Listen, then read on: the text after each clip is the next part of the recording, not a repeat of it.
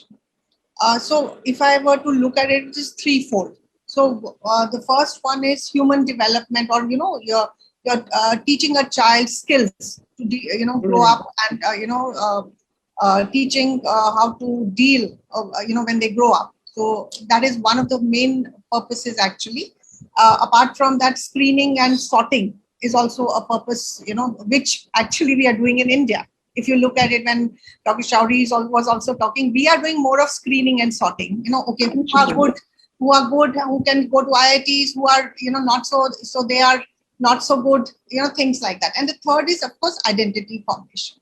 So when we are talking about, say, early childhood care, and, we are talking about foundational literacy and foundational numeracy, and apart from that, other skills, so it's not just this part, it is everything else, as you said, the socio-emotional, development, and, being able to express themselves, negotiate, critical thinking, problem solving, all that is part of that, early childhood care. And if we were to look at, so reading is an acquired skill. It doesn't come naturally like anything else, so it has to be taught explicitly. So in light of all this, I just want to kind of share with you, when we are talking about Anganwadi workers. So these are, grade 10 or 12, past, local kind of people who have been tasked with this thing. And actually they try and do their best. And what Dr. Shauri was saying, and I agree with him, and there's a lot of research. And it is so sad to say, and they get a stipend of say 4,000 or 7,000 or 5,000 per month. You compare it to like even a regular teacher in a kind of a school, and they have to deal with such a diverse group. They have a little baby, and then they will have an older child. They are all at different levels, and in that continuum of learning. And that one poor Anganwadi worker who's also maintaining those, the admin kind of tasks.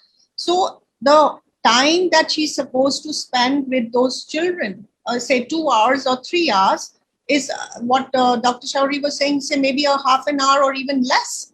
So what do you expect? So I think there is a lot of, organizations that are working in this field. So one is, that teaching at the right level, and also getting an assistant for the Anganwadi workers for a, say maybe 1/10 or of the price, or a cost that would, cost us for a teacher, training them explicitly, taking volunteers and training them. So they don't have to be qualified teachers. The qualification is not important. It is important that that particular task that they have to do, say building phonological awareness. I'm just giving you one example, okay? Because in order to decode, see, initially you are learning to read, and later on you will read to learn, isn't it? So it's a foundational skill. So initially the children have to learn to decode, whatever language it may be. I'm not talking about just English, any language. You need to know the script. You need to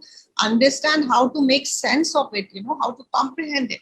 So if we were to kind of focus on, so we could have, so there's a term called more knowledgeable other. It could be an adult, any volunteer. It could be a mother. It could be anybody in the community who's willing to help. And, so they are trained explicitly on only that part. And, and then they do the same with the children. So that kind of training, if we were to provide, I think a lot of research has happened in this field, and they published papers, and it's formed one of the seminal works of even Dr. Karthik Muralidharan.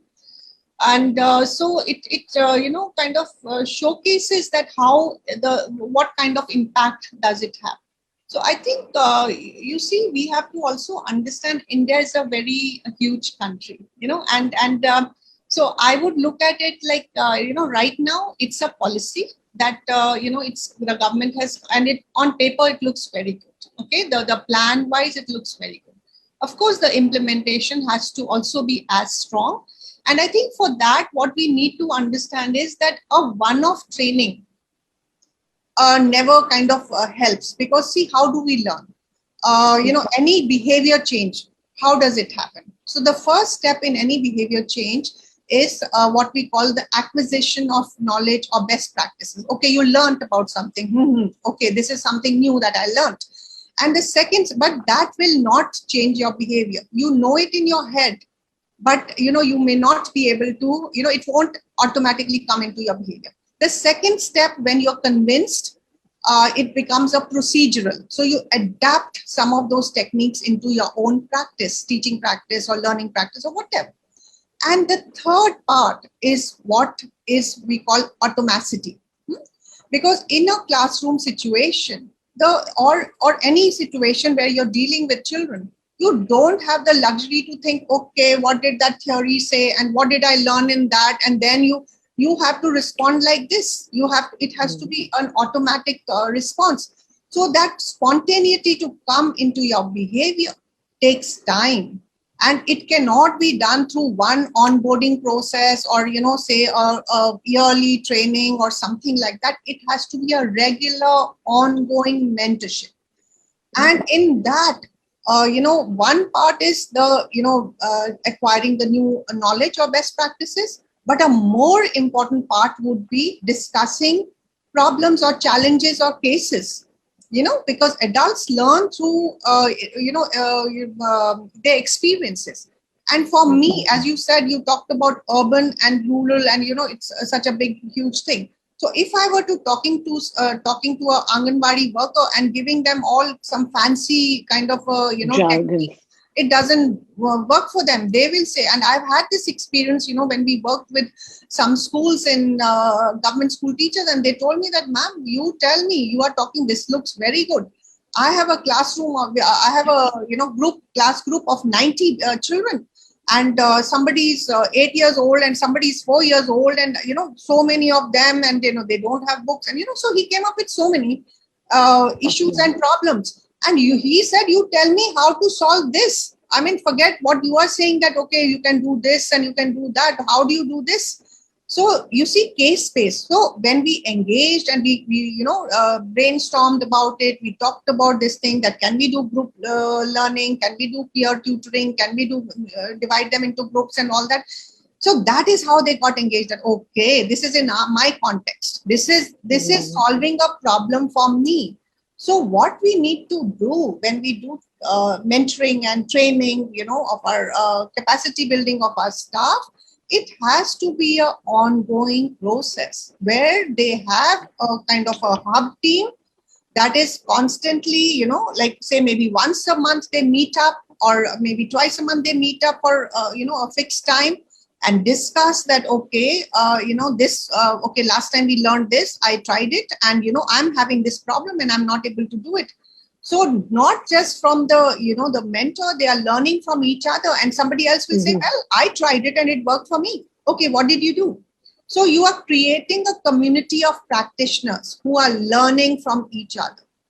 I think that would be a great way, a great place to start, rather than, having these isolated kind of, trainings. And because you see, even if all of us, you go for a training or you go for a webinar or you go for a, workshop, and you get so excited and you say that, okay, I'm going to implement. But when you come back and you see the ground reality, and within the next day your enthusiasm is 50%, and the 2 days later you say, just chuck it, whatever I was doing was fine. However, when you are actually on a regular basis, and that is what we do in the ECHO program also, that when you meet on a regular basis, you have someone, you have a team and you have a community of practitioners who are discussing these and problem solving. As Nisha said, that I cannot give you solution. There is no panacea. There is no one solution, because India is like a huge continent, and every what is happening in one place would not apply to another. So they will have to find their own answers in context. However, there would be people who can kind of gently nudge them, mentor them, handhold, and say that we are there, and this is one way. Oh, you're doing a great job. Maybe you could try this. Things like that. So I think that would be a way forward. So first is that, I've also done the B.Eds and the trainings and all of that. We got to understand that I've had team of BLEd teachers, that is Bachelor of Elementary Education. That's the the 4-year training program which is done by the University of Delhi, and fabulous teachers. But they have also had similar struggles even after being trained in the best of the theories and the trainers when they actually get down into the classrooms. So let's first understand that even a fresher, and my experience has been, unfortunately, with certain boards, we are stuck with certain qualifications. But let's say when I was doing the Cambridge school in Hyderabad, they don't ask you for any BEds and all. And freshers, new teachers who were not even teachers, when they jumped into, and when they got the right hand holding and when they had the right intent to learn and do it, they were magical in the classrooms. So I've had those amazing experiences. So my belief comes from there. So one is that these trainings are not really, those certificates are not really required. I don't know why we made it mandatory, and it needs to be removed.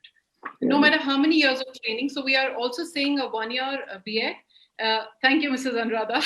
I thought I'm going to get beaten up for this. So one is that, the BA hasn't helped me. I haven't seen it helping anybody.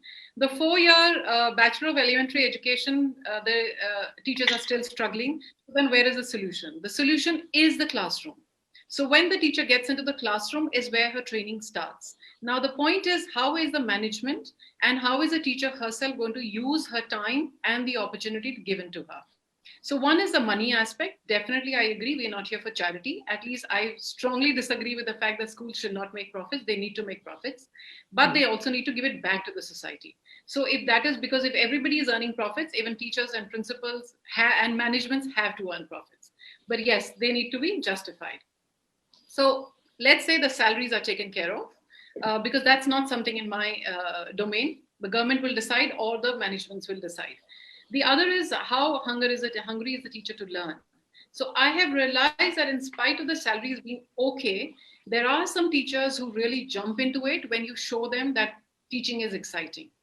Teaching is very boring, and I'm one example of that. Never wanted to be a teacher. I was fortunate to get into a school where these things happen, and now I love the space so much that every day is so new. And even today I sit through all the training programs and all the workshops that happen for my school or for any other school, because there is never an end to it. So there is no end to a training, like Mrs. Anuradha was also stating, that you see a teacher faces struggles every day in the classroom. So you have to have an ecosystem where there are people to support her. And that ecosystem cannot be some trainer coming from outside, because you see, it costs money. And let's understand that we all have budgets to work on and we can't be spending so much. So let's create an ecosystem within the school where there is enough, support system available. And then what kind of training do we have? So first is very clearly demarcate the roles of the teachers. Teachers' role is to be with the children. You can't put them into some admin roles. Let's have different people for that. Wherever at least we can. Governments we can't, at least in private organizations we can. And I've made sure my teachers don't do any admin jobs at all. Second is your, the kind of trainings that you're going to look into. Training can't be only a subject-based training, because a teacher is more than just the subject teacher. She handles the emotions of the child, and what Mr. Shorey was also saying, that she needs to handle a child who's upset. She needs to handle the emotions of the kid. So she needs to understand what is child development, how do children behave. The context becomes very important. So when I went down to the small 3-tier city, we did a lot of language, because we create our own curriculum and learning material, and we don't rely on textbooks at all. So when we were doing that, we had a year's time before the school was to formally start, because I started with the construction of the school. So we had time. I had 2 people with me, and we started creating learning material for them. And we realized that, when we implemented, it didn't work, because I was looking at the Cambridge curriculum and I was drawing my inspiration from that for the language program, and it was too high for children. And we realized that these children don't even have the basic words of English language, because they've not been using it, not because they're not intelligent. So the context needs to be kept in mind, and we had to drop all of that. And after 2 years of work, probably, we could have implemented that. So there had to be a lot of ground, that building had to be done. The foundation had to be laid down. So what is the training that you're going to give your teachers? It can't just be only concepts. It has to be trainings on observations. It has to be training on giving and receiving feedback. It has to be training on, how do humans behave?